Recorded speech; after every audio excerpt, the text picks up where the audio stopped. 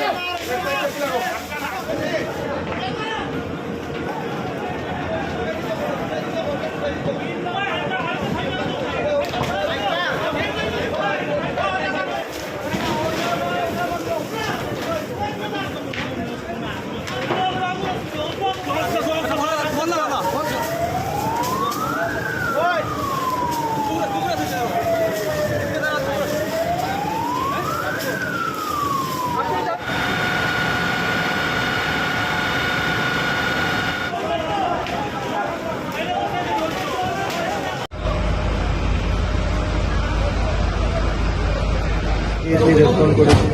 এখানে যে fire service ছিল সেখান থেকে তো ফায়ার টেন্ডারগুলি এসেছে, আর যে আগুন নেভানো হয়েছে তার পাশাপাশি কদমতলা ফায়ার স্টেশনেও ওখানে কল দেওয়া হয়েছে, ওখান থেকেও ফায়ার টেন্ডার এসেছে।